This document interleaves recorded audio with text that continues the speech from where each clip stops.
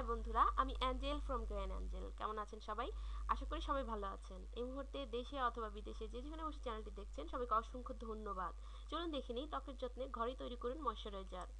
এজন্য যা যা লাগবে: 2 টেবিল চামচ চালের গুঁড়ো, 4 টেবিল চামচ চায়ের পানি, 1 টেবিল চামচ মধু। যেভাবে তৈরি করবেন, উপরোক্ত উপাদানগুলো একটি পরিষ্কার ছোট বাটিতে ভালো করে মিশিয়ে নিন। পুরো মিশ্রণটা একটা ঘন লোশনে পরিণত হবে।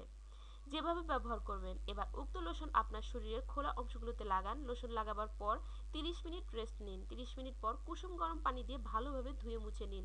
বাজারের যে কোনো ক্লিনজিং লোশনের সমান উপকারী এবং লোশন সপ্তাহের প্রতিদিন মাস্ক হিসেবে ব্যবহার করতে পারেন। ইচ্ছা করলে পরিমাণের অনুপাত ঠিক রেখে নিয়ে বেশি করে তৈরি করে ফ্রিজে নর্মাল অংশে রেখে দিতে পারেন।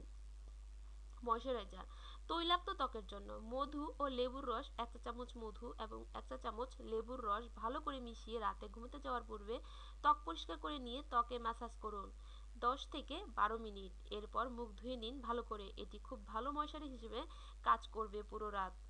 এই ময়শ্চারাইজারটি তৈলাক্ত ত্বকের জন্য সবচাইতে ভালো।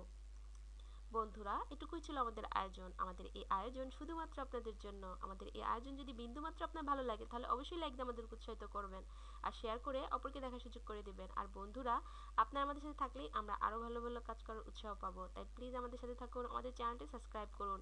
এতক্ষণ আমাদের সাথে থাকার জন্য অসংখ্য ধন্যবাদ। ভালো থাকবেন বন্ধুরা। আল্লাহ হাফেজ।